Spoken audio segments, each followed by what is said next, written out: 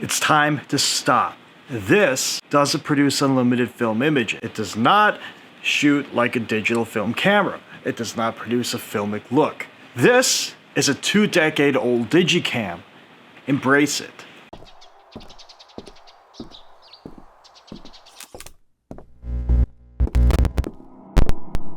There's many like it in kitchen drawers, junk boxes, or attics alike, all filled with old memories. Sponsor me skateboarding clips if you're like me, or just dad shots that Papa took at your soccer game of you as a little jitterbug. I'm all for the fact of digicams like this having a resurgence in popularity, but not at the expense of influencers profiting off of the masses by misleading people and calling these cameras something that they're just simply not. And I know I am certain of preaching the same or a very similar message. I'm sorry, it's a very annoying thing to say, right? I've had this revelation because I've been irritated when trying to find information on these garbage can or free bin cameras that I stumble across weekly in my adventures. Then I go to YouTube University to find some info on said camera, and I'm stuck with little Timmy's 15-minute ad-friendly video with 6 different website building affiliate links in the description while he sits there in his 1998 Honda Accord gaming chair with 3 minutes of adverts, it's a dubstep intro and outro to boot, right? All of this for him to just say, "Oh, sup gamers? Today I'm here to show you this amazing film camera that I got. You absolutely need. Be sure to comment, like, subscribe, abuse that like button. Buy my Delta cards. Hit up my mom. Don't hit up my mom. I just want to know about this digicam I picked up. That is it." It's funny, on the other side of things, like the buy-hard influencers who swear they aren't sponsored and tell you how much you need this bright and shiny camera that costs more than a mid-sized sedan. And that's just with the kit lens. These bros will tell and sell you on their gear acquisition syndrome, making you feel inadequate with the system that you have. And by nature, they're staunchly against anybody using old CCD cameras or digicams.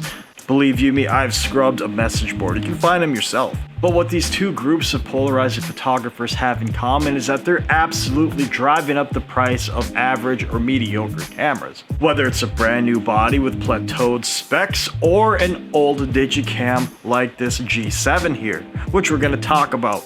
Now, this camera is about 20 years old at the time of filming this video. It's the boring middle child of the G series cameras, and it has, in my opinion, the worst thought out specs and design of the G heritage family. It has a flat screen, whereas its older brothers articulate. It's at an f2.8 aperture at its absolute widest, which again, its older brothers had an f2 at least. And it doesn't even shoot raw images. Now, given all this information, how much do you think the G7 is worth on today's market?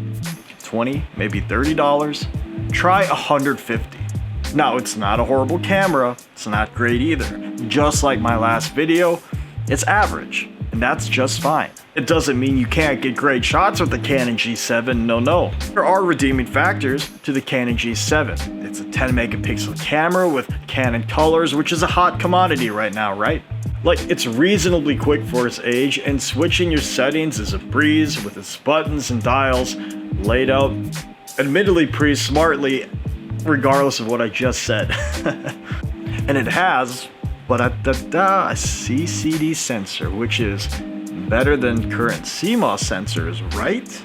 It's filmic, at least, maybe? The CCD sensor seems to be a point of contingency with photographers right now. But why? I'm not here to get scientific or bore you with jargon, but the cliff note. CCD advocates would argue to the end of time that their sensors are either digital filmic, they produce better color roll-off, or are all around closer to real-life tonality straight out of the camera than their CMOS or Bayer brethren. They're going to argue that modern CMOS cameras tend to oversaturate their image and use broad brushes when painting them as such. On the flip side, modern megapixel buy-hards will tell you and sell you on how much you're gonna need absolute new gear, large sensors, new color science, and sharp glass. Now, I hate to be the guy that says it's all dependent on what you do, but it is. An old digicam CCD sensor in itself is not going to produce a filmic image. New camera isn't going to always be sharper than something of yesteryear. It'd be like me trying to compare Panasonic G100 to a Canon 5 DSR, 20 megapixel micro four thirds sensor against a full frame 50 megapixel. Is that fair? I think you can get good images with both. They're strawman arguments. At first, I get the line of thought that a CCD in theory could look more filmic than a CMOS sensor would. It was born closer in the scheme of things than CMOS sensors, right? In addition, the camera manufacturers of the time are trying to mimic film cameras, which would eventually replace them. But at the same time, that just can't be true for all CCD cameras, that they look like film. Doesn't make sense. You can't hide the fact that an early digital camera is gonna look more digital than a current. Like, try to go play an old PS1 game and tell me how realistic it looks compared to today's PS5. CCD haters will argue that their cameras would produce a sharper image with better dynamic range and that the entire trend is trash. Are they right? Does a sharper image make a good image? Does more dynamic range make a good image? Does less grain make a good image? To me, absolutely not. Just like my last video, I'm driving home the point that you need to work on your storytelling and composition before you worry about any technical specs of your gear. And in my opinion, a little bit of grain doesn't hurt. It's okay to have some hot spots in your exposure. And in fact, it might help your storytelling at the end of the day. An uninspired image isn't going to change with the tech that you use. It's still going to be a boring grayscale picture of a chair, so tighten it up. I'm not trying to sound fickle here.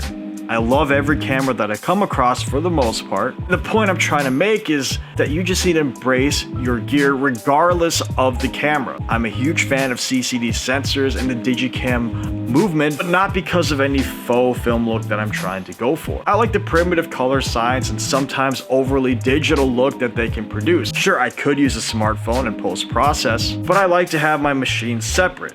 Carry around a dedicated camera when I get the chance because it's therapeutic. I also don't like to spend a whole lot of time in the cutting room floor unless I have to. It's also nice to get used gear that's less forgiving on the technical side of things because, again, I feel like it's good practice when the camera has garbage exposure or it's slow to shoot. It reminds me to think critically and analyze my environment, be in the moment, rather than spraying and praying and picking out one of 99 shots I got within that 2 seconds just to post to Instagram for 5 or 6 likes. Now, I'm not trying to sound ungrateful or that I despise new gear. I love it all. And I want you to do the same with the exact camera that you're shooting right now, whether it's a Canon T2i or an R6. And lastly, don't identify as your gear. Whether you're a CCD shooter or all about the brand new stuff, just embrace photography at large. Come together. We don't always have to be fighting. People aren't liking your photos just because it was shot on a large format digital sensor, nor because it looks filmic. I mean, they could, but you get the point. Line up good shots. Learn to post-process if you want to emulate film or just simply shoot with the film camera if that's the look you want to go for. Easier than you think. Just takes a little bit of time. But that is it for now. You got anything to say? Thank you for watching and subscribe to the channel. Find me on Instagram at Matt's Notes. I love you all. See ya.